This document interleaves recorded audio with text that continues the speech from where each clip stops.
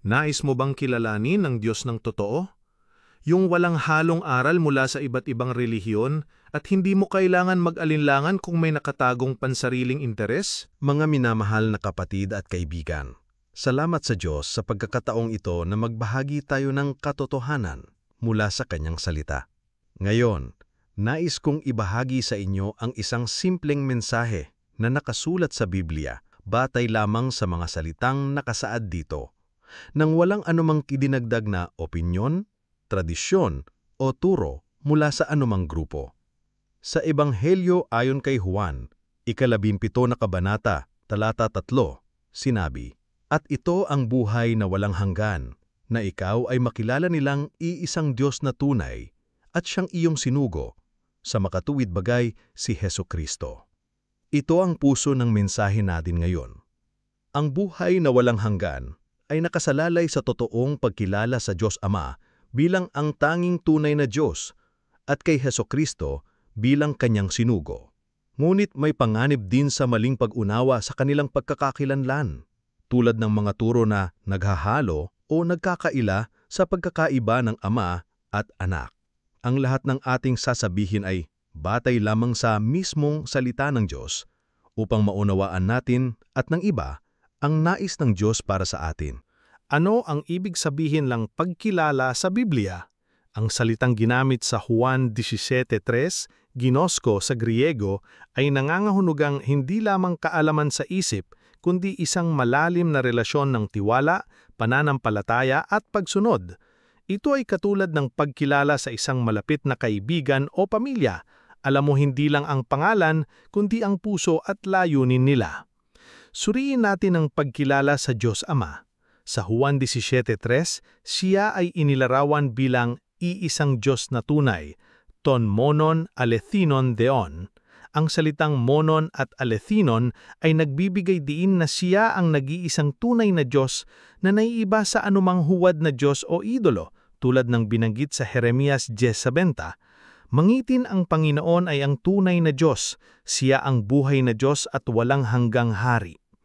Sa Juan 1:18, sinabi, walang sino mang nakakita kailanman sa Diyos. Ang bugtong na anak na nasa sinapupunan ng Ama, siya ang naghayag sa Kanya. Ang Ama ay ang hindi nakikitang Diyos, ang pinakamataas na pinakmulan ng lahat, tulad ng nakita natin sa Juan 1:1-3. Ngunit ang pagkilala sa Ama ay hindi kumpleto kung hindi natin kikilalanin ang anak. Sa Juan 1:1-3, ang anak ay tinutukoy bilang logos o salita. Sa simula ay ang salita, at ang salita ay kasama ng Diyos, at ang salita ay Diyos. Siya ay kasama ng Diyos sa simula. Sa pamamagitan niya ay nilikha ang lahat ng bagay at walang anumang nalikha na hindi sa pamamagitan niya. Ang logos ay umiiral mula sa simula. May banal na kalikasan. Ang salita ay Diyos at sentral sa paglikha. Sa Juan 1:14, ang salita ay naging laman at tumira sa gitna natin at nakita natin ang kanyang kaluwalhatian ng bugtong na anak mula sa Ama, puspos ng biyaya at katotohanan. Ang logos ay nagkatawang tao bilang si Hesukristo, ang bugtong na anak. Sa Juan 1:18, siya ang naghayag sa Ama na nagbigay daan upang makilala natin ang Diyos. Bakit mahalaga ang pagkilala sa anak? Dahil siya ang sinugo ng Ama.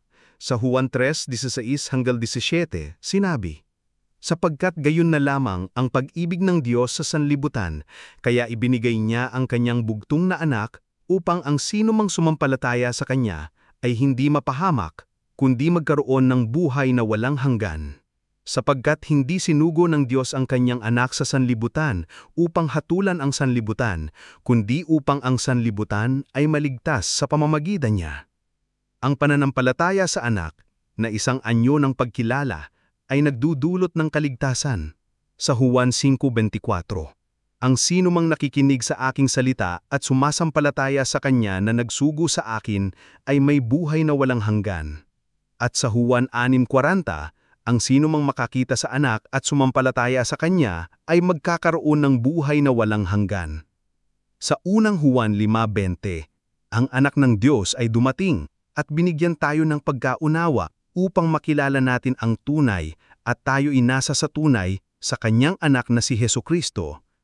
Siya ang tunay na Diyos at ang buhay na walang hanggan. Ang mga talatang ito ay nagpapakita na ang pagkilala sa Ama at sa Anak ay hindi mapaghihiwalay. Ang Ama ang pinakamataas na Diyos at ang Anak ang kanyang sinugo na nagbigay daan sa atin upang makilala siya. Ang pagkilalang ito ay nagdudulot ng buhay na espiritual at panghabang buhay. Ngayon, pag-usapan natin ang panganib ng maling pagkilala sa Diyos Ama at sa Anak, lalo na ang mga turo na naghahalo o nagkakaila sa pagkakaiba ng Ama at Anak, tulad ng ideya na ang Ama at ang Anak ay iisa lamang na persona ng walang anumang pagkakaiba. Ang Biblia ay may malinaw na babala laban sa mga ganitong maling pag-unawa, at ang mga ito ay direktang mula sa salita ng Diyos, hindi mula sa opinyon ng tao.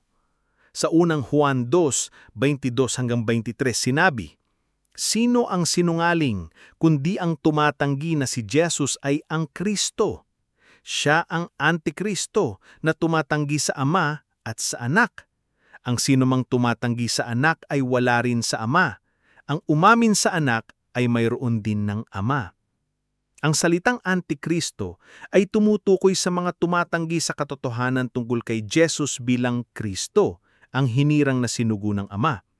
Ang pagtanggi sa Anak, halimbawa sa pag-aakalang siya at ang Ama ay iisang persona ng walang pagkakaiba, ay katumbas ng pagtanggi sa Ama.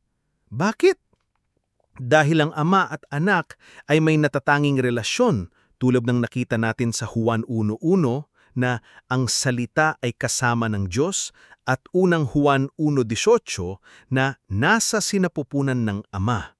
Ang pagkakaila sa pagkakaibang ito ay humahadlang sa tunay na relasyon sa Diyos. Sa 2 Juan 1:7-9, may mas malinaw na babala, sapagkat maraming manlilinlang ang lumabas sa sanlibutan na hindi umamin na si Hesukristo ay naparito sa laman. Ito ang manlilinlang at ang Antikristo. Ingatan ninyo ang inyong sarili upang huwag mawala ang inyong pinagtrabahuhan, kundi makatanggap kayo ng buong gantimpala. Ang sino mang lumalampas at hindi nananatili sa aral ni Kristo ay wala sa Diyos. Ang nananatili sa aral ni Kristo ay mayroon ng Ama at ng Anak. Ang pagtanggi na si Hesukristo ay naparito sa laman ay tumutukoy sa maling pag-unawa sa kanyang pagkakatawang tao bilang anak, tulad ng sinabi sa Juan 1:14. Kung ang isang turo ay naghahalo sa Ama at Anak bilang iisang persona, ito ay lumalampas sa aral ni Kristo, dahil ang Biblia ay nagbibigay diin sa pagkakaiba ng Ama at Anak. Halimbawa, nang magdasal si Jesus sa Ama sa Juan 17:1, "Ama, dumating na ang oras." O nang sabihin niya sa Juan 14:28, "Ang Ama ay lalong dakila kaysa sa akin." Ang maling pag-unawang ito ay maaaring magdulot ng pagkawala ng espiritual na gantimpala at koneksyon sa Diyos. Sa unang Juan 4:1-3, sinabi, "Mga minahamahal, huwag kayong maniwala sa bawat espiritu, kundi subukin ninyo ang mga espiritu, kung sila ay mula sa Diyos, sapagkat maraming huwad na propeta ang lumabas sa sanlibutan. Sa ganito ninyo makikilala ang espiritu ng Diyos. Bawat espiritu na umamin na si Hesukristo ay naparito sa laman ay mula sa Diyos, at bawat espiritu na hindi umamin kay Jesus ay hindi mula sa Diyos. Ito ang espiritu ng Antikristo, na narinig ninyong darating at ngayon ay nasa sanlibutan na." Ang pagtanggi na si Hesukristo ay naparito sa laman ay isang maling turo na nagkakaila sa pagkakatawang tao ng anak na mahalaga sa plano ng Diyos. Kung ang isang turo ay naghahalo sa Ama at Anak bilang iisang persona, ito ay hindi umaayon sa katotohanan ng Biblia na si Jesus ay sinugo ng Ama, Juan 3:17, at may natatanging relasyon sa Kanya, Juan 1:18. Ang maling pag-unawang ito ay maaaring magdulot ng pagkawala ng espiritual na gantimpala at koneksyon sa Diyos. Ang mga talatang ito ay nagpapakita ng panganib ng maling pagkilala. Kung hindi natin kikilalanin ang Ama bilang ang iisang tunay na Diyos at si Hesukristo bilang kanyang sinugo na may natatanging papel, maaaring hindi natin maabot ang buhay na walang hanggan na ipinangako ng Diyos. Ang Biblia ay nagbabala na ang mga maling turo, tinutukoy bilang manlilinlang at antikristo, ay maaaring humadlang sa ating espiritual na relasyon sa Diyos. Mga kaibigan, ang salita ng Diyos ay malinaw. Ang buhay na walang hanggan ay nakasalalay sa totoong pagkilala sa Diyos Ama bilang iisang tunay na Diyos at kay Hesukristo bilang kanyang sinugo, tulad ng sinabi sa Juan 7:3. Ngunit kailangan nating maging maingat laban sa mga maling turo na naghahalo o nagkakaila sa pagkakaiba ng Ama at Anak dahil ang mga ito ay maaaring maglayo sa atin sa katotohanan. Hinihikayat ko kayo na basahin ang mga talatang ito, Juan 1, Juan 7, 1 Juan at 2 Juan ng mag-isa at hayaan ang salita ng Diyos na maging gabay natin. Subukin ang bawat turo sa pamamagitan ng Biblia, tulad ng sinabi sa 1 Juan 4:1 upang matayak natin na tayo ay nasa tamang landas. Naway gabayan tayong lahat ng Diyos sa paghahanap ng kanyang katotohanan upang maabot natin ang buhay na walang hanggan na kanyang ipinangako. Amen.